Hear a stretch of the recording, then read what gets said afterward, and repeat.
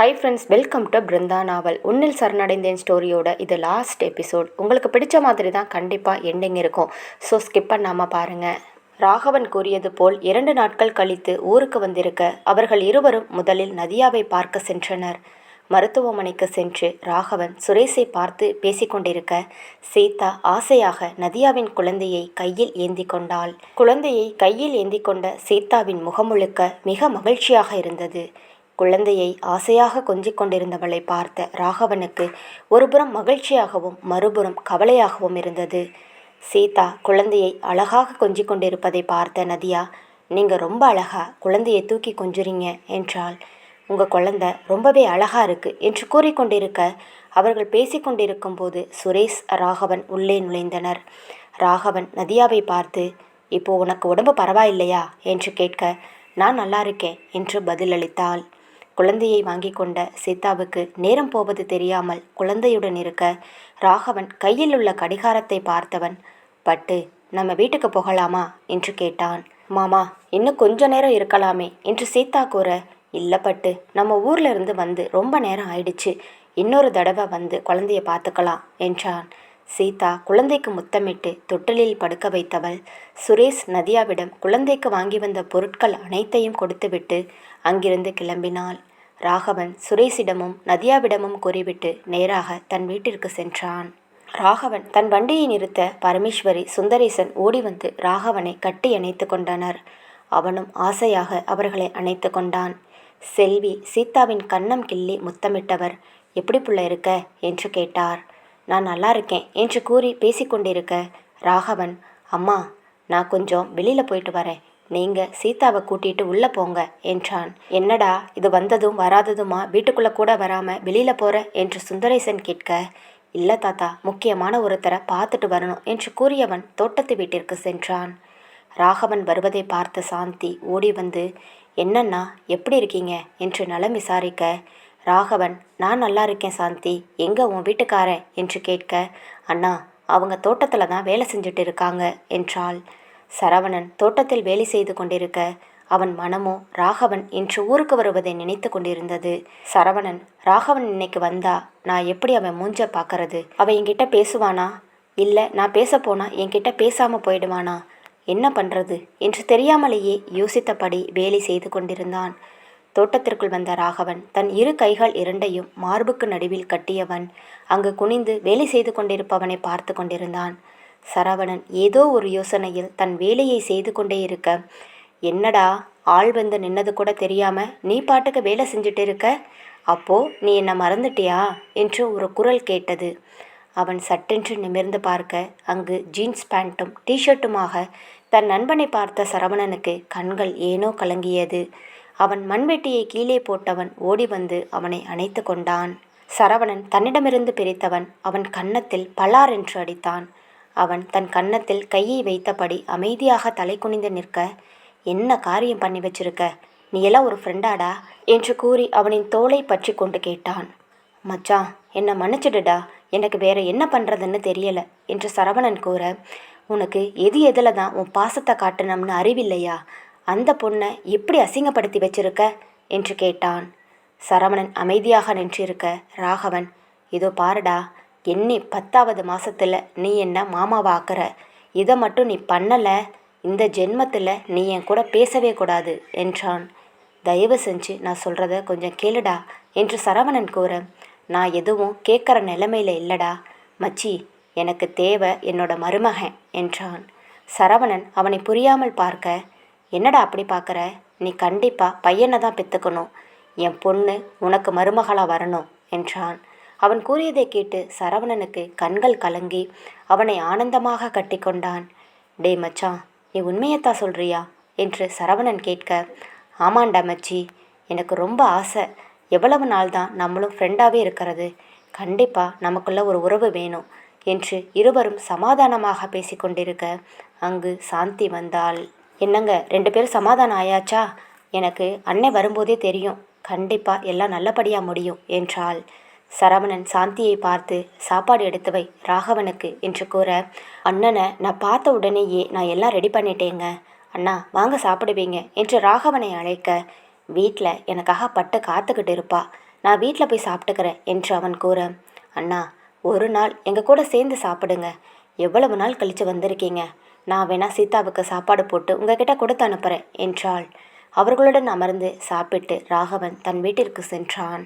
5 வருடங்களுக்கு பிறகு பார்வதி வீட்டில் அனைவரும் பரபரப்பாக தயாராகி கொண்டிருக்க, பாட்டி பாட்டி எங்கே இருக்கீங்க, சீக்கிரம் வாங்க, நம்ம போகணும் என்று குரல் கொடுத்து கொண்டே காளியின் செல்ல மகள் யாதவி பாக்கியத்தை தேடிக்கொண்டிருந்தாள். அவளின் குரலை கேட்டதும், யாதவி பாப்பா என்ன பண்ணுறீங்க என்று அவளை அள்ளி பாக்கியம் தூக்கி கொண்டாள். யாதவி, பாட்டி பாட்டி சீக்கிரமாக நம்ம போகணும், அங்கே எல்லாரும் வருவாங்க, சீக்கிரமாக போனாதான் நான் அவங்க கூட விளையாட முடியும் என்று தன் மழலை குரலில் பேசிக்கொண்டிருக்க, அதை கேட்டபடி கவரிமான் அறைக்குள் நுழைந்தார். கவரிமானை பார்த்ததும் யாதவி வேகமாக பாக்கியத்திடமிருந்து இறங்கியவள் அவரை நோக்கி ஓடினாள். யாதவி வருவதை பார்த்த கவரிமான் தன் கைகளை விரித்து அவளை அள்ளி கொண்டவர், யார் யார் வருவாங்க சொல்லுங்க பார்க்கலாம் என்று கேட்டார். சுரேஷ் சித்தப்பா பையன் தீனா, சுந்தரியத்த பையன் கவின் வருவான், அப்புறம் சரவணன் மாமா பையன் கார்த்திக், அப்புறம் கயல்விழி எல்லாரும் இருப்பாங்க, அவங்க கூட நான் விளையாடணும் என்று கூறிக்கொண்டே வர கவரிமானும் அவளை தூக்கி கொண்டு ஹால் வந்து சேர்ந்தார். அங்கு பெரியவர்கள் அனைவரும் பேசிக்கொண்டிருக்க காளி தன் அறையில் விழாவிற்கு செல்வதற்காக தயாராகி கொண்டிருந்தான்.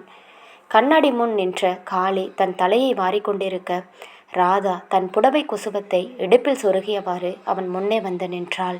எத்தனை வாட்டி தான் புடவையை கட்டினாலும் இந்த கொசுவம் மட்டும் ஒழுங்காவே நிற்க மாட்டேங்குது என்று கூறியபடி அதனை சரி செய்து கொண்டிருக்க, கண்ணாடி வழியாக தன்னவளை பார்க்க காளி அவள் அழகில் தன்னை மறந்து அவளையே பார்த்து கொண்டிருந்தான். குழந்தை பிறப்புக்கு முன் ஒல்லியாக இருந்தவள் குழந்தை பிறந்ததும் சற்று சதை போட்டு பார்க்க மேலும் அழகாக தெரிந்தாள். அழகான வேலைப்பாடுகளுடன் கூடிய பச்சை வண்ண புடவை அணிந்திருக்க, தன் நீல கூந்தலை அழகாக பின்னிருந்தவள் தலை நிறைய மல்லிகை பூவை வைத்திருக்க அவள் அழகுக்கு மேலும் அழகு கூட்டியது அவள் வகுப்பில் வைத்திருந்த குங்குமம். என்றும் தன்னவளின் அழகில் தன்னை மறப்பவன் இன்றும் அவ்வாறே தன்னை மறந்து அவளையே பார்த்து கொண்டிருந்தான். ராதா புடவையை சரி செய்தவள் தான் அணிந்திருந்த நகைகளையும் சரி செய்து கொண்டிருக்க, யாதவி அறைக்குள் வர அவளை தூக்கி கொஞ்சிக் கொண்டிருந்தான் காளி. யாதவி பாப்பா, நீங்கள் கார்த்திக் கயல்விழிக்கு பொம்மைகள் வாங்கினீங்கல்ல, அதெல்லாம் எடுத்து காருக்குள்ளே வச்சுடுங்க என்று கூற, அதை கேட்ட யாதவி ஓடிச்சென்று அந்த பொருட்களை எடுத்துக்கொண்டு கீழே சென்றாள். அவள் அறையை விட்டு சென்றதை உறுதிப்படுத்தி கொண்ட காளி தன்னவளின் கையை பற்றி இழுத்து அணைத்து அவளின் கழுத்தில் தன் முகத்தை புதைத்தபடி, என் பொண்டாட்டி வர வர ரொம்ப அழகாகிட்டே போறா, எனக்கு உன்னை பார்க்கும்போது செம மூடாகுதுடி என்று கூறியவன் அவள் இடுப்பில் தன் கை வைத்து அழுத்தினான். மாமா, காலங்காத்தால் ஆரம்பிச்சிட்டிங்களா, தயவு செஞ்சு என்னை விடுங்க, மணி ஆகுது, அப்புறம் அங்கே சரவணன்னா கத்திக்கிட்டு இருப்பாங்க என்றாள். 5 நிமிஷம் லேட்டாக போனால் ஒன்றும் கத்த மாட்டான் என்று கூறியவன் அவள் கழுத்திலிருந்து தன் முகம் எடுத்து அவள் உதடு நோக்கி குனிந்தான். அவள் உதட்டில் முத்தம் கொடுக்க போகும் நேரம், அப்பா அப்பா உங்களை கீழே கூப்பிட்டாங்க என்று குரல் கொடுத்தபடி யாதவி அறைக்குள் வர, ராதா வேக வேகமாக காளியிடமிருந்து விலகினாள். எத்தனையோ தடவை உங்ககிட்ட சொல்லிட்டேன் மாமா, இந்த மாதிரி பண்ணாதீங்கன்னு, என்னைக்கு உங்கள் பொண்ணு முன்னாடி மானம் போக போகுதோ தெரியல என்று கூறிக்கொண்டே யாதவியின் கையை பற்றி கீழே கொண்டு சென்றாள். அவன் மனதுக்குள், அடுத்த ஒரு குழந்தைக்கு ரெடி பண்ணலாம்னா முடியாது போல இருக்கே என்று புலம்பியவன் கீழே இறங்கி சென்றான். காளி தன் அம்மாவை பார்த்து, அம்மா எல்லாத்தையும் எடுத்து வச்சிட்டிங்களா என்று கேட்க, எல்லாத்தையும் எடுத்து வச்சிட்டேன்ப்பா, சுரேஷ் கோவிலுக்கு வந்துடுறேன்னு சொல்லிட்டான் என்று கூற அனைவரும் அங்கிருந்து குலதெய்வ கோவிலை நோக்கி சென்றனர். சுந்தரேசன் குடும்பத்தில் இருந்த அனைவரும் குலதெய்வ கோவிலுக்கு வந்து சேர்ந்தனர். அந்த ஊரின் குலதெய்வ கோவில் விழாக்கோலம் பூண்டிருந்தது. கோவிலுக்குள் சரவணன் அங்கும் இங்கும் ஓடி ஆடி வேலை செய்து கொண்டிருக்க, சாந்தியோ தன் 2 குழந்தைகளை வைத்து மல்லு கட்டி கொண்டிருந்தாள். தாமரை, அக்கா கார்த்திக்கு நான் சட்டை போடுறேன், நீ போய் கயல்விழியை கிளப்பு என்று கூற, சாந்தியும் அவளிடம் தங்கள் மகன் கார்த்தியை கொடுத்துவிட்டு மகள் கயல்விழியை தேடி சென்றாள். கயல்விழி சரவணன் பின்னாலேயே சுற்றி கொண்டிருக்க, சரவணன், இதோ பாருடா செல்லம், அப்பாவுக்கு நிறைய வேலை இருக்குது, இன்னும் மாமா வரலை, அவனை தான் எதிர்பார்த்துட்டு இருக்கேன், அதனால் என்னை தொல்லை கொடுக்காம போய் அம்மா கிட்ட கிளம்புடா என்றான். இல்லப்பா இல்லை வாங்க என்று தனது பிள்ளை மொழியில் தத்தி தத்தி பேசிக்கொண்டிருக்க, தன் மகளின் பேசும் அழகை ரசித்தவன் அவளை கைகளில் தூக்கி முத்தமிட்டு கொஞ்சி கொண்டிருந்தான். சாந்தி கோபமாக வருவதை பார்த்த சரவணன், என்னாச்சுடி, எதுக்கு இப்படி கோபமாக வர என்று கேட்க, இல்லை மாமா, காலையிலிருந்து இவக்கிட்ட நான் போராடிக்கிட்டு இருக்கேன், இந்த பாவாடை சட்டையை போட்டுக்க மாட்டேங்கிறா என்று கூற, அவ்வளவுதானே, இங்கே கொடு, என்னோட அம்மாவுக்கு நானே போட்டு விடுறேன் என்று கூறியவன் தன் மகளை சமாதானம் செய்து பாவாடை சட்டையை அணிவித்தான். கயல்விழி தான் அணிந்திருந்த ஆடையை பார்த்தவள், அப்பா நல்லா இருக்கா என்று கேட்க, ரொம்ப நல்லா இருக்குடா, பின்ன யார் வாங்கி கொடுத்தது, உன் மாமனாச்சே என்று கூற, ஆமாம் அண்ணன் எப்போ வராங்களாம், எல்லாரும் வர ஆரம்பிச்சிட்டாங்க என்று சாந்தி கேட்க, நானும் அவனுக்கு ஃபோன் பண்ணிட்டேன் சாந்தி, அவன் வந்துட்டு இருக்கேன்னு சொன்னான் என்றான். அவர்கள் இருவரும் ராகவனுக்காக காத்து கொண்டிருக்க ராகவன் சீதா காரில் வந்து கொண்டிருந்தனர். காரை ஓட்டிக்கொண்டு வந்திருந்த ராகவன் தன் அருகில் அமர்ந்திருந்த சீதாவை ஓரக்கண்ணால் பார்த்தபடி வர அவள் அவன் முகம் பார்க்காது கலங்கிய கண்களுடன் ஜன்னல் புறமாக வெளியில் வேடிக்கை பார்த்து கொண்டு வந்தாள். குலதெய்வ கோவிலில் சரவணன் சாந்தியின் குழந்தைகளான கார்த்தி கயல்வெளிக்கு காது குத்தும் விழா களை கட்டி கொண்டிருந்தது. ஊரில் உள்ள அனைவரும் விழாவிற்கு வந்த வண்ணம் இருக்க அனைவரையும் சுந்தரேசன், பரமேஸ்வரி, செல்வி என மூவரும் வரவேற்றனர். சாந்தி, நதியா, ராதா, தாமரை என பெண்கள் அணியினர் குழந்தைகளை பற்றி பேசி கொண்டிருக்க சரவணன் வாசலில் நின்றவன் ராகவனை எதிர்பார்த்து காத்து கொண்டிருந்தான். சரவணன் ராகவனுக்காக காத்து கொண்டிருக்க அங்கு சுந்தரி வேலன் இருவரும் கவினுடன் காரில் வந்து இறங்கினர். கவினை பார்த்ததும் சரவணன் ஓடிச் சென்று அவனை அள்ளி கொண்டான். மாமா, நான் இன்னும் சின்ன பையன் இல்லை, இப்போ நான் பெரிய பையனா ஆகிட்டேன் என்று கவின் கூற அவன் பேசுவதை கேட்டு சரவணன், அப்படியாடா கவின், ஆனால் எனக்கு என்னைக்குமே நீ சின்ன பையன்தாண்டா என்று கூறியபடி அவன் கன்னத்தில் முத்தம் கொடுத்தான். சுந்தரி, என்னடா ராகவ வந்துட்டானா என்று கேட்க, இல்லக்கா, நானும் அவனைத்தான் எதிர்பார்த்துட்டு இருக்கேன், இன்னும் ஆளை காணோம் என்றான். நீ வாசல்லே நின்றுட்டு இருந்தா எப்படிடா, வந்தவங்களை பார்க்க வேண்டாமா, உள்ள வா சரவணா என்று வேலன் கூற, இல்லை மாமா, நீங்கள் போங்க, நான் ராகவன் வந்தவுடனே வந்துடுறேன் என்று கூறி அவர்களை உள்ளே அனுப்பி வைத்தவன் வாசலிலே நின்று ராகவனுக்காக காத்து கொண்டிருந்தான். கோவிலுக்குள் குழந்தைகள் அனைவரும் விளையாடி கொண்டிருந்தனர். ராகவன் சீதாவை கூட்டிக் கொண்டு குலதெய்வ கோவிலுக்கு வந்து சேர்ந்தான். அவனின் கார் வந்து நின்றதும் அங்கிருந்த அனைவருக்கும் மகிழ்ச்சியாக இருந்தது. 5 வருடத்தில் ராகவன் சீதாவின் தொழிலில் பல மாற்றங்களை கொண்டு வந்திருந்தான். சீதாவின் தந்தை கண்ட கனவு அனைத்தையும் நினைவாக்கியிருந்தான். ராகவன் வெள்ளை நிற முழுக்கை சட்டையை கைமுட்டி வரை மடித்திருந்தவன்.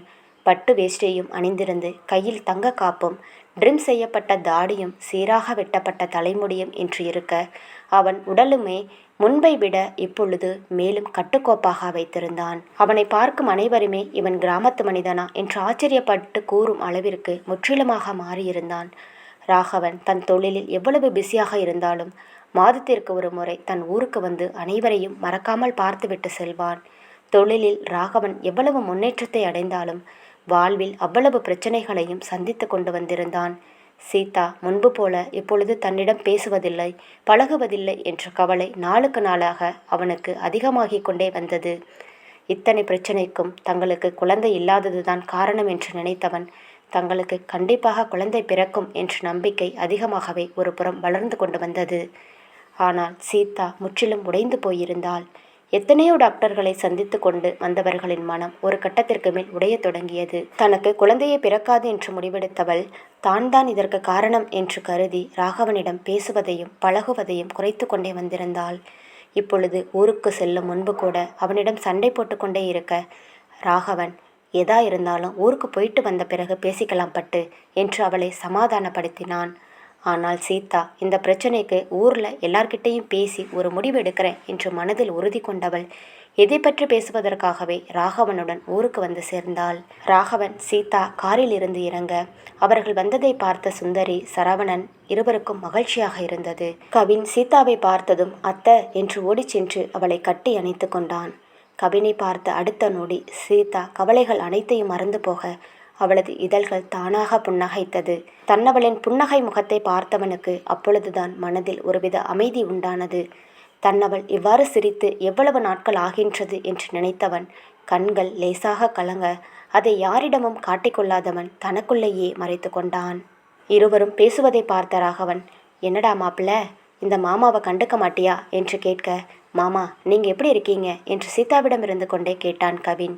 நான் நல்லா இருக்கேன் பெரிய மனுஷா, அத்தையும் மருமகனும் சீக்கிரம் உள்ளே வந்து சேருங்க என்று கூறியவன் உள்ளே சென்றான். ராகவனை பார்த்ததும் சரவணன் அவனை கட்டி கொண்டான். என்னடா மச்சான், இவ்வளவு நேரம் ஆயிடுச்சு என்று சரவணன் கேட்க, கொஞ்சம் வேலையாக இருந்துட்டேன்டா, அதான் சரியான நேரத்துக்கு என்னால் வர முடியலை என்றான். ராகவன் தன் அக்காவை அன்பாக கட்டி கொண்டவன், அக்கா எப்படி இருக்க, மாமா எங்க என்று கேட்டான். மாமா உள்ளே பேசிட்டு இருக்காருடா ராகவா, நீ எப்படி இருக்க, சீதா எப்படி இருக்கா என்று கேட்க, இருக்கா அக்கா, நான் என்ன சொல்கிறது, வரும்போது கூட என்கிட்ட சரியான சண்டை, மனசு ரொம்பவே கஷ்டமாக இருக்கு அக்கா என்றான். அவன் கவலையை புரிந்து கொண்ட சுந்தரி, சரி விடுடா, எல்லாமே சரியாயிடும். நீ வேணா பாரு, இந்த ஊரில் இருந்து போகும்போது கண்டிப்பாக நீ சந்தோஷமாக தான் போவ என்று கூற, நீ சொன்ன மாதிரி எல்லாம் நடந்துட்டா எனக்கு அதுவே போதும் அக்கா என்றான். கவின், அத்தை எப்படி இருக்கீங்க என்று அவள் கன்னத்தில் மாறி மாறி முத்தம் கொடுக்க, சீதா, நான் நல்லா இருக்கேன் கவின், நீ எப்படி இருக்க என்று கேட்டாள். நான் நல்லா இருக்கேன் அத்தை என்று கூறிக்கொண்டே கவின் கோவிலுக்குள் நுழைய, அங்கிருந்த அனைவரும் ராகவன் சீதாவை பார்த்து மகிழ்ச்சி அடைந்தனர். செல்வி சீதாவை கட்டி அணைத்து கொண்டவள், எப்படி இருக்க புள்ள என்று கேட்டார். நான் நல்லா இருக்கேன் அத்தை என்று கூற, ராகவன் அங்கிருந்த அனைவரையும் நலம் விசாரித்து கொண்டே இருக்க, சிறிது நேரத்தில் சிறுவர் பட்டாளம் அவனை சூழ்ந்து கொண்டது. அவர்கள் அனைவரையும் அள்ளி கொண்டவன், எப்படி இருக்கீங்க செல்லக்குட்டிங்களா என்று கேட்டவன் அவர்களுக்கு முத்தம் கொடுத்து கொண்டிருக்க, அங்கு கார்த்தியும் கைல்வெளியும் வந்தனர். மாமா, நீங்கள் நல்லா இருக்கீங்களா என்று கைல்வெளி அழகாக கேட்க, கார்த்திக் அமைதியாக நின்று கொண்டிருந்தான். கைல்வெளியை தூக்கியவன், என் செல்ல மருமகளே எப்படி இருக்க என்று கூறி முத்தம் வைக்க, நான் நல்லா இருக்கேன் மாமா என்று பொறுமையாகவும் திக்கி திணறியும் கூறினாள்.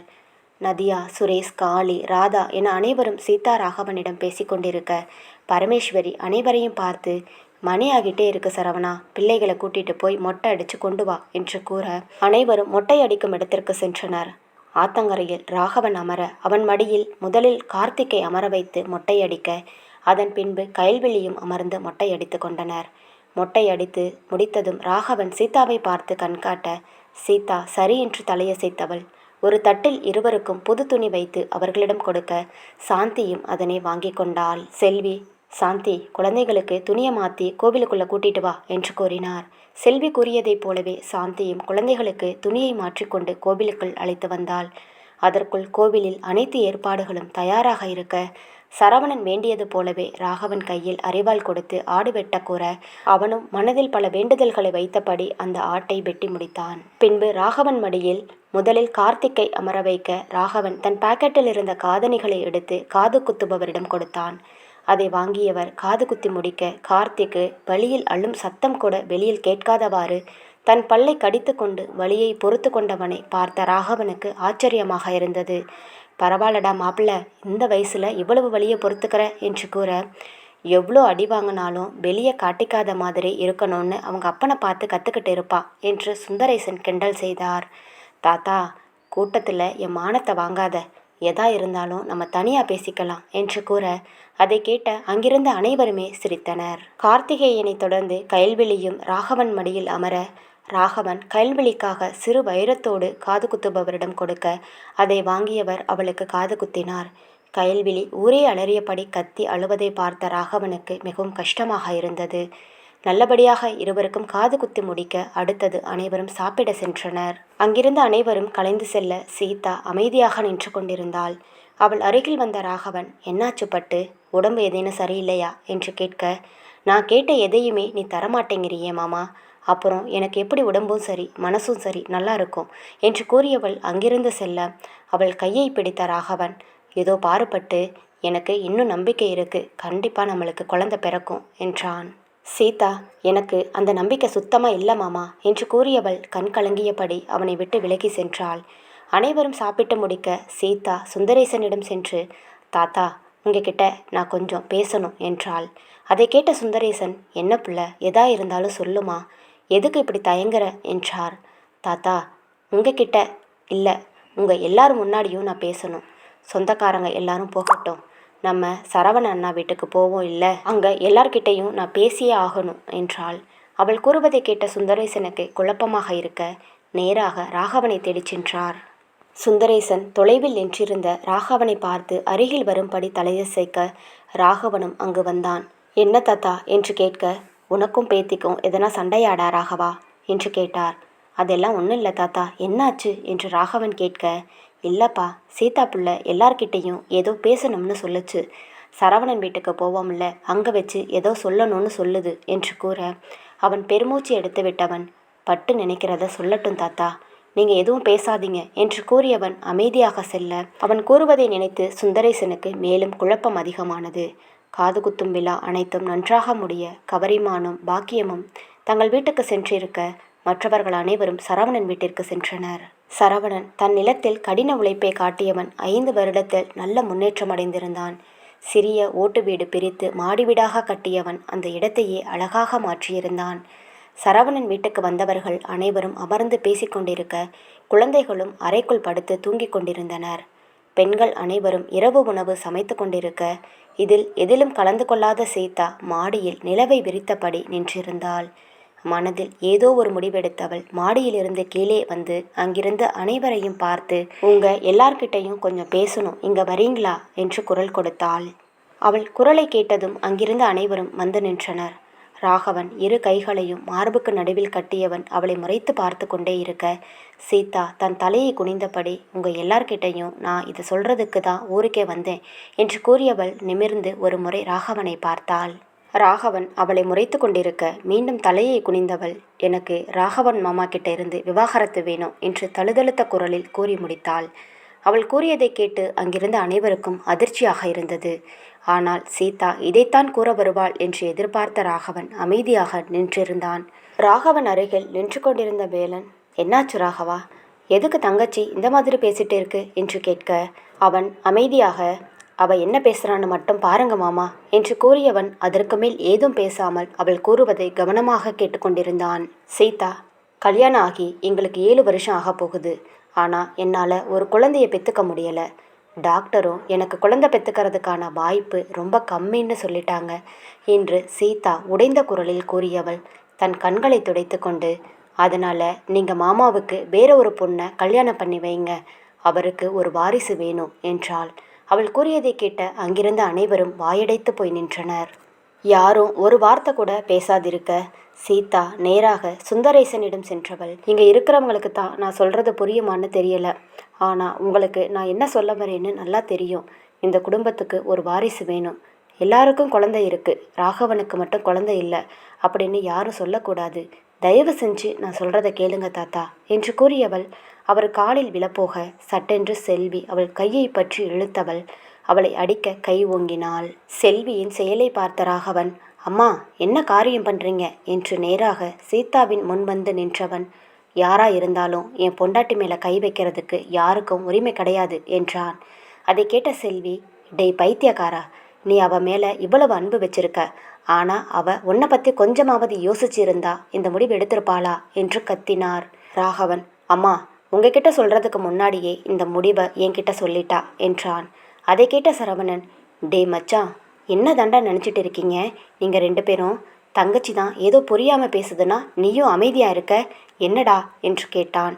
ராகவன், மச்சான், அவள் என்கிட்ட இதை பற்றி பேசும்போது நான் அவகிட்ட சொன்ன பதில் ஒன்று தான், என் வாழ்க்கையில் பொண்டாட்டினா அது ஒருத்தி தான், அது அவள் மட்டும்தான், இதை யாராலையும் மாற்ற முடியாது. இப்போ என்ன அவளுக்கு விவாகரத்து வேணும், அவ்வளவுதானே, கொடுக்குறேன். ஆனால் அவன் நினைக்கிற மாதிரி இல்லை, என்னால் இன்னொரு கல்யாணம் பண்ணிக்க முடியாது என்றான். அதை கேட்ட சீதா கோபமாக, இந்த பிரச்சனை தான் கொஞ்ச நாளாக எங்களுக்குள்ளே போய்கிட்டு இருக்கு, நான் சொல்கிறதில்ல என்ன தப்பு இருக்குது, அவருக்கும் ஒரு குழந்தை வேண்டாமா என்றாள். சீதா, நீ படித்த பொண்ணு தானே, இப்போ இருக்கிற காலகட்டத்தில் குழந்தை பிறக்கிறது எல்லாம் சாதாரண விஷயம், இது இல்லைன்னா நம்ம வேறு வகையில் இந்த ப்ராப்ளமை ஹேண்டில் பண்ணலாம் என்று காளி கூற, நான் எல்லா வகையிலும் இதை ட்ரை பண்ணிட்டேன் மாமா, அது மட்டும் இல்லாமல் வாடகை தாய் மூலமாக குழந்தை பெற்றுக்க எனக்கு இஷ்டம் இல்லை என்றாள். அதை கேட்ட காளி அதற்கு மேல் என்ன பேசுவது என்று தெரியாமல் அமைதியாக இருக்க, ராகவன், அவள் முடிவு எடுத்துட்டான்னா இதுக்கு மேலே நம்ம என்ன சொன்னாலும் அவள் காதில் விழாது என்றான். ராகவன் சீதாவை பார்த்து, நீ என்ன பிரச்சனை பண்ணாலும் எவ்வளவு சண்டை போட்டாலும் என்னால் கடைசி வரைக்கும் நீ சொன்னதை ஏற்றுக்க முடியாது பட்டு என்று கூறியவன் அங்கிருந்து செல்ல போக, சீதா அவனின் கையை பற்றி, நான் உயிரோடு இருந்தாதானே நீங்கள் வேற ஒரு கல்யாணம் பண்ணிக்க மாட்டீங்க, நான் செத்துட்டா என்று கேட்க, அவள் கேட்ட அந்த நொடியில் கோபம் தலைக்கேறி ராகவன் பலார் என்று அவளை அடிக்க, அவளும் சுருண்டு தரையில் பொத்தென்று விழுந்தாள். அவள் கீழே விழுந்ததும் சட்டென்று பெண்கள் அனைவரும் அருகில் வர அவர்களை பார்த்து கை நீட்டி, ராகவன், எங்க 2 பேருக்கும் நடுவில் யாரும் வரக்கூடாது என்று கூறியவன் தன் ஒற்றை காலை முட்டி போட்டு அவள் முன் அமர்ந்தவன் அவளின் தாடையை பற்றி தன்னை பார்க்க செய்தான். இந்த ராகவன் வாழ்க்கையில் ஒரே ஒரு பொண்ணு தான், இந்த ஜென்மத்தில் எனக்கு பொண்டாட்டினா அது நீ மட்டும்தான் பட்டு, இதை உன் மனசில் நல்லா பதிய வச்சுக்கோ. குழந்தை இல்லாமல் கூட என்னால் வாழ்நாள் முழுசாக இருந்துட முடியும், ஆனால் நீ இல்லாத ஒரு நிமிஷம் கூட என்னால் நினைச்சு கூட பார்க்க முடியாது என்று கூறியவன் கண்ணில் இருந்து கண்ணீர் வந்தது. அவன் நிலையை பார்த்த சீதாவுக்கு அப்போதுதான் தான் செய்வது எவ்வளவு பெரிய தவறு என்று புரிந்தவள் சட்டென்று மயங்கி அவன் மேலே விழுந்தாள். சீதா மயங்கி விழுந்ததும் ராகவன் அவளை பற்றி, பட்டு என்னாச்சு என்னாச்சு என்று தழுதழுத்த குரலில் கேட்டுக்கொண்டே இருக்க அனைவரும் அவர்களை நோக்கி வந்தனர். ராகவா, தூக்கு, நம்ம ஹாஸ்பிட்டல் கூட்டிகிட்டு போகலாம் என்று சுரேஷ் கூற ராகவன் சீதாவை தூக்கி கொண்டு செல்ல அங்கு சரவணன் காரை தயார் நிலையில் வைத்திருந்தான். ராகவன் சீதாவுடன் பின் சீட்டில் அமர அவனுடன் செல்வியும் அமர்ந்து கொண்டார். சுரேஷ் தான் பின்னால் பைக்கில் வருவதாக கூறியவன் தன் பைக்கை எடுக்க அவனுடன் காலையும் ஏறிக்கொண்டான். மற்றவர்கள் அனைவரும் வீட்டில் இருந்தனர். சீதாவின் நிலையை பார்த்து அனைவருக்கும் கவலையாக இருந்தது. சரவணன் வேகமாக வண்டியை ஓட்டியவன் நேராக மருத்துவமனையில் சென்று காரை நிறுத்தினான். ராகவன் சீதாவை தூக்கி கொண்டு மருத்துவமனைக்கு உள்ளே சென்றவன் அங்கிருந்த அறையில் அவளை படுக்க வைக்க டாக்டர் ஒருவர் வந்து அவளுக்கு ட்ரீட்மெண்ட் செய்தார். அறையின் உள்ளே சீதாவுக்கு ட்ரீட்மெண்ட் நடந்து கொண்டிருக்க வெளியில் ராகவன் சுவற்றில் தன் தலையை சாய்த்தவாறு கண்களை மூடி அவளை நினைத்து கொண்டிருந்தான். அவன் நிலையை பார்த்த சரவணனுக்கு கவலையாக இருக்க, ஒன்றும் ஆகாதுடா மச்சா, நீ எதுக்கும் கவலைப்படாத என்றான். டேய் சரவணா, நான் இன்னும் என்ன தாண்டா பண்ணுறது? என் நிலைமையை அவளுக்கு எப்படி தான் நான் சொல்லி புரிய வைக்கிறது என்று புலம்பிக் கொண்டிருக்க அறையில் இருந்த டாக்டர் வெளியில் வந்தார். டாக்டர் வருவதை பார்த்த ராகவன் வேகமாக சென்று அவரிடம், என்னாச்சு டாக்டர், என் பட்டுக்கு என்னாச்சு என்று கேட்டான். டாக்டர், நத்திங், அவங்க நல்லா இருக்காங்க. ஆனால் இந்த மாதிரி டைமில் ரொம்ப ஜாக்கிரதையாக இருக்கணும். ஏன் அவங்க இவ்வளவு டென்ஷனாக இருக்காங்க என்று கூற அவர் கூறியதை கேட்ட ராகவன், என்ன சொல்கிறீங்க டாக்டர் என்று கேட்டான். அவங்க ப்ரெக்னெண்ட்டாக இருக்காங்க, ஆனால் ரொம்ப வீக்காக இருக்காங்க என்றார். அதை கேட்ட ராகவனுக்கு வானம் பூமி இரண்டும் ஒன்றாக சேர்ந்தது போல சந்தோஷம் அழுகை வர தன் கை கால்கள் தானாக உதறியது. டாக்டர் கூறிய செய்தியை கேட்டதும் ராகவன் கண்ணில் இருந்து கண்ணீர் வந்து கொண்டிருந்தது. அவனுக்கு என்ன செய்வதென்று எதுவும் புரியவில்லை. அவன் கை கால்கள் தானாக உதறியது. அவன் சிலையாக நிற்பதை பார்த்த செல்வி அவன் அருகில் வந்து, என்னடா சொன்னாங்க டாக்டர் என்று கேட்டார். ராகவன் தன் தாயை கட்டி அணைத்தபடி, அம்மா, நான் அப்பாவாக போகிறேன் என்று கூறியவன் அதற்கு மேல் வார்த்தை வராமல் கத்தி அழுதான். அவன் கூறியதை கேட்ட அங்கிருந்த அனைவருக்கும் மகிழ்ச்சியாக இருந்தது. அனைவருமே ஓடி வந்து ராகவனை கட்டி அணைத்து கொண்டனர். டே ராகவா, உன் நம்பிக்கை வீண் போகலடா, அந்த கடவுள் உனக்கு வேண்டியதை கொடுத்துட்டாரு என்றான் சரவணன். ராகவனும் ஆமாம் என்பது போல தலையசைத்தான். அவர்களிடமிருந்து விலகியவன், நான் போய் பட்டுவை பார்த்துட்டு வரேன் என்று கூற சீதா இருக்கும் அறைக்குள் செல்ல காளி சுந்தரேசனுக்கு ஃபோன் செய்து விஷயத்தை கோரினான். காளி கூறிய விஷயத்தை கேட்டு சுந்தரேசனுக்கு சந்தோஷம் தாங்கிக் கொள்ள முடியவில்லை. சுந்தரேசன் வீட்டில் இருந்த அனைவரிடமும் இதை கூற அனைவருக்கும் மிகவும் சந்தோஷமானது. செண்பகம், அம்மா தாயே, சக்தி, என் வேண்டுதலை நிறைவேற்றிட்ட. நான் கண்ணை மூடுறதுக்குள்ள என் பேரனோட குழந்தைய நான் பார்க்க போகிறேன். எங்களுக்கு இது போதும் ஆத்தா, உனக்கு நாங்கள் கெடா வெட்டி கும்பம் போடுறோம் என்று தன் கைகளை கூப்பி தலைக்கு மேல் வைத்தவர் வேண்டிக்கொள்ள அங்கிருந்த அனைவருக்கும் கண்கள் தானாக கலங்கியது. சீதா இருக்கும் அறைக்குள் நுழைந்த ராகவன் சீதாவை பார்க்க அவள் கண்ணை மூடி மயக்க நிலையில் படுத்திருந்தாள். மெல்ல அவளிடம் நெருங்கியவன் அவளின் வயிற்றில் தன் கையை வைத்தபடி, பாப்பா, நீங்கள் அப்பா கிட்ட வந்துட்டீங்களா என்று தன் குழந்தையிடம் பேசத் தொடங்கினான். மயக்கத்தில் இருந்த சீதா மெல்ல தன் கண்களை திறந்து ராகவனை பார்க்க ராகவன், பட்டு எப்படி இருக்க என்று கேட்டான். சீதா ஒன்றுமில்லை என்பது போல தலையாட்டியவள் எழுந்து அமரப்போக ராகவனும் அவள் அமர்வதற்கு உதவி செய்தான். சீதா ஏதும் கூறாமல் தன் தலையை குனிந்தபடி அமைதியாக இருக்க ராகவனும் அவளை நெருங்கி அமர்ந்தவன், இப்போ உனக்கு என்ன வேணும்? ஏன் என் மேலே இவ்வளவு கோபமாக இருக்கப்பட்டு என்று கேட்க, எனக்கு என்ன வேணும்னு உங்களுக்கு தெரியாதா மாமா? நீங்கள் என்ன விவாகரத்து பண்ணணும், இன்னொரு கல்யாணம் பண்ணிக்கணும், உங்களுக்கு ஒரு வாரிசு வேணும் என்றாள். அவள் கூறியதை கேட்டு சிரித்தவன், ஆமாம், நீ சொல்கிறதும் சரிதான், எனக்கு ஒரு வாரிசு வேணும், கண்டிப்பாக நான் இன்னொரு கல்யாணம் பண்ணிக்கிறேன் என்றான். அவன் அவ்வாறு கூறியதும் சீதாவின் முகம் சட்டென்று மாறி அவள் கண்களிலிருந்து கண்ணீர் வந்தது. மேலும் அவளை நெருங்கிய ராகவன் அவளின் காதில், சரி, நீ சொல்லுப்பட்டு, நம்ம எப்போ இன்னொரு தடவை கல்யாணம் பண்ணிக்கலாம் என்றான். அவன் கேள்வியால் புரியாத சீதா, என்ன மாமா சொல்கிறீங்க என்று கேட்க ராகவன், ஆமாம், எனக்கு தான் நீ வாரிசு கொடுத்துட்டியே, அப்போது நான் உன்னைத்தானே கல்யாணம் பண்ணிக்கணும் என்றான். சீதாவுக்கு மிகவும் குழப்பமாக இருக்க, என்ன மாமா சொல்கிறீங்க, எனக்கு ஒன்றுமே புரியலை என்றாள். உன்னையும் என்னையும் சேர்த்து வைக்கிறதுக்காக நம்ம பொண்ணு வந்துட்டா பட்டு, நீ அம்மாவாக போற என்றான். அவன் கூறியதை கேட்டு சீதா அதிர்ச்சியில் உறைந்து நிற்க, ராகவனும் மெல்ல தன் கையை அவள் அடிவயிற்றில் வைத்தவன், பாப்பா இருக்கா பட்டு என்றான். அவள் கூறியதை கேட்ட சீதா கண்கள் கலங்கியபடி ஆமாவா என்பது போல் தலையாட்ட, அவனும் கலங்கிய கண்களுடன் புன்னகைத்தவாறே ஆமா என்பது போல் தலையாட்டினான். சீதா ராகவனை கட்டிக்கொண்டு அழத் தொடங்க, அவனும் இனிமேதான் நீ ரொம்ப ஜாக்கிரதையாக இருக்கணும் பட்டு, உன் ஹெல்த் ரொம்ப வீக்காக இருக்குன்னு டாக்டர் சொல்லியிருக்காங்க.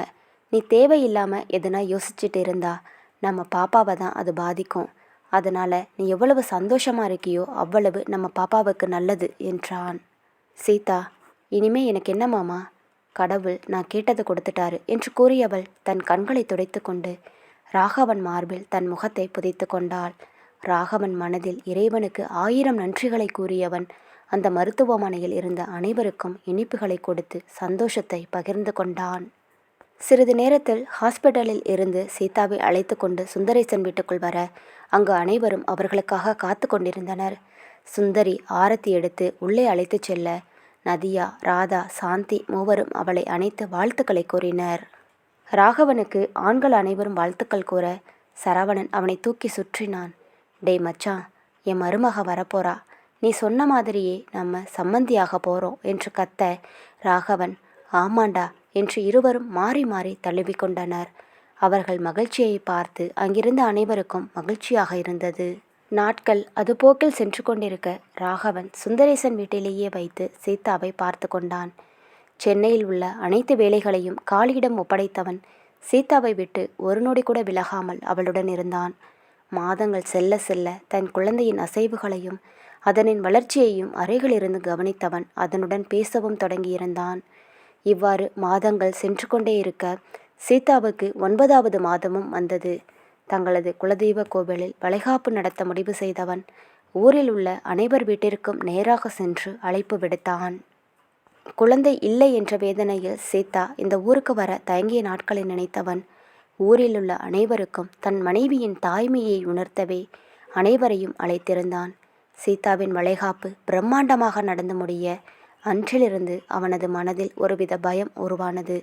சீதாவை பரிசோதிக்கும் மருத்துவர் அவருக்கு சுகப்பிரசவம் என்பது கடினம் என்றும் ஆபரேஷன் செய்வதுதான் நல்லது என்றும் கூறியிருந்தார். சீமந்தம் முடிந்து 10 நாட்களில் குழந்தை பிறக்கும் தேதி வர ராகவனுக்கு ஒவ்வொரு நாளும் பயத்துடனே சென்றது. இரவு சாதத்தை சீதாவுக்கு ஊட்டிக்கொண்டு இருக்க சீதா போதும் மாமா, எனக்கு பசிக்கல, ஒரு மாதிரியா இருக்கு என்று கூறியவள் மெல்ல எழுந்து நடக்கத் தொடங்கினாள். ராகவன் என்னாச்சு பட்டு என்று கேட்க தெரியல மாமா, அடிவயிறு லேசா வலிக்கிற மாதிரி இருக்கு என்றாள். அவள் கூறிய அடுத்த நொடியே ராகவன் தன் கைகளால் அவளை ஏந்தியவன் நேராக அறையில் இருந்து வெளியில் வந்தான். ராகவன் வரும் கோலத்தை பார்த்த செல்வி பயத்துடன் என்னாச்சு ராகவா, ஏன் சீதாவை தூக்கிட்டு வர என்று கேட்க ராகவன் அம்மா பட்டு வலிக்குதுன்னு சொல்றா என்றான். பரமேஸ்வரியும் டேய், இந்த நேரத்தில் அப்பப்போ வலி வரத்தான் செய்யும், அதுக்குன்னு அடிக்கடி ஹாஸ்பிட்டலுக்கு தூக்கிட்டு ஓட முடியுமா என்று கேட்க ராகவன் பாட்டி, நீங்கள் சொல்கிறதெல்லாம் நார்மலாக பிறக்க போகிற குழந்தைக்கு இருக்கலாம், ஆனால் சீதாவுக்கு அப்படி இல்லை என்று கூறியவன் அதற்கு மேல் ஏதும் பேசாமல் நேராக அவளை தூக்கி கொண்டு தன் காரை எடுத்துக்கொண்டு மருத்துவமனைக்கு சென்றான். ராகவன் காரில் செல்வியும் அமர்ந்து கொண்டார். ராகவன் சீதாவிடம் 1000 தைரியம் கூறிக்கொண்டே வர அவன் மனம் ஏனோ பதட்டத்தில் இருந்தது. மருத்துவமனைக்கு வந்தவன் அவளை உள்ளே அழைத்து கொண்டு செல்ல டாக்டர் தாங்கள் இதற்கு மேல் பார்த்து கொள்கிறோம் என்று கூறி சீதாவை ஆபரேஷன் தியேட்டருக்குள் அழைத்து சென்றனர். ராகவன் பட்டு தைரியமாக இருக்கணும் புரியுதா என்று கூறவும் சரி என்று தலையசைத்தவள் தன் கண்களை மூட ராகவன் அவள் நெற்றியில் முத்தமிட்டான். சீதாவை ஆபரேஷன் தியேட்டருக்குள் அழைத்துச் செல்ல ராகவனும் அமைதியாக அங்கு போடப்பட்டிருந்த நாற்காலியில் அமர்ந்தவன் கண்களை மூடி கடவுளை மட்டுமே வேண்டிக் கொண்டிருந்தான். செல்வி அந்த மருத்துவமனையில் உள்ள கோயில் முன்பு சென்று அமர்ந்தவர் கண்களை மூடி இறைவனை வேண்டிக் கொண்டிருந்தார். சீதாவை மருத்துவமனைக்கு அழைத்துச் சென்ற செய்தி அனைவருக்கும் தெரிய அதை கேட்டு ஆண்கள் அனைவரும் மருத்துவமனைக்கு வந்திருக்க பெண்கள் அனைவரும் வீட்டில் இறைவனிடம் வேண்டிக் கொண்டிருந்தனர். கிட்டத்தட்ட 1 மணி நேரம் கழித்து குழந்தை அழும் சத்தம் கேட்டது. குழந்தை அழும் சத்தத்தை கேட்ட அடுத்த நொடியில் கண் விழித்தவன் கதவை நோக்கி குழந்தைக்காக காத்து கொண்டிருந்தான். நர்ஸ் ஒரு வெள்ளை துணியில் அழகிய ரோஜாப்பூ போல குழந்தையை தூக்கி கொண்டு வந்தார். ராகவன் அந்த குழந்தையை பாராமல் நர்ஸிடம் சென்று சீதா எப்படி இருக்கா என்று கேட்க, அவங்க நல்லா இருக்காங்க சார், ஆப்ரேஷன் நல்லபடியாக முடிஞ்சது, உங்களுக்கு பெண் குழந்தை பிறந்திருக்காங்க சார் என்று கூற, ராகவன் தன் குழந்தை முகத்தையே பார்த்தான். ரோஜாப்பூ நிறத்தில் தன் கண்களை சிமிட்டி கொண்டு தந்தையை பார்த்து கொண்டிருக்க, ராகவனும் குழந்தையை பார்த்த அடுத்த நொடியில் மகிழ்ச்சியில் உறைந்து நின்றான். நர்ஸ், இந்தாங்க குழந்தைய வாங்கிக்கோங்க என்று கூற, ராகவன் தன் அருகில் நின்றிருந்த செல்வியிடம், அம்மா குழந்தைய வாங்கிக்கோங்க என்றான். செல்வியும் தன் பேத்தியை வாங்கி கொண்டார். தன் பேத்தியை பார்த்த செல்வி கலங்கிய கண்களுடன் அவளை கொஞ்சிக் கொண்டிருக்க, ராகவன், அம்மா குழந்தையை நான் தூக்கணும் என்றான். செல்வி குழந்தையை அவனிடம் கொடுக்க, பூ போல தன் பெண்ணை வாங்கியவன், பாப்பா நீங்க அப்படியே அம்மா மாதிரி என்று கூறி குழந்தையின் நெற்றியில் முத்தம் கொடுத்தான். சிறிது நேரத்தில் சீதாவை வேறு ஒரு அறைக்கு மாற்றியிருக்க, தன் கையில் குழந்தையுடன் அவள் அறைக்குள் செல்ல, அங்கே மயக்கத்தில் உறங்கிக் கொண்டிருக்கும் தன்னவளை பார்த்தான். அவள் அருகில் நெருங்கியவன், பட்டு பாத்தியா நம்ம பொண்ணு உன்ன மாதிரியே இருக்கா என்றான். ராகவனின் குரல் கேட்டு சீதா கண்களை திறந்து பார்த்தவள் அவன் கையில் இருந்த குழந்தையை பார்த்து புன்னகைத்தாள். அவள் அருகில் சென்று ராகவன் குழந்தையை அவளிடம் கொடுக்க, சீதா கண்கள் கலங்கியபடி, அம்மாவை ரொம்ப அளவச்சிட்டடி, உனக்காக எத்தனை வருஷம் காத்திருந்தோம் தெரியுமா என்று கூறி முத்தமிட, ராகவனும் அவள் நெற்றியில் முத்தமிட்டான். பின் ஒரு சேர குழந்தைக்கு முத்தமிட்டனர். இனியாவது அவர்கள் சந்தோஷமான வாழ்க்கையை குழந்தையுடன் சேர்ந்து வாழட்டும். இக்கதை இனிதே நிறைவடைந்தது. இக்கதைக்கு நீங்கள் கொடுத்த ஆதரவிற்கு மிக்க நன்றி. நமது சேனலில் அடுத்ததாக புது கதை வரும். அக்கதை பற்றிய கருத்துக்களை கண்டிப்பாக தெரிவிக்கவும். நன்றி.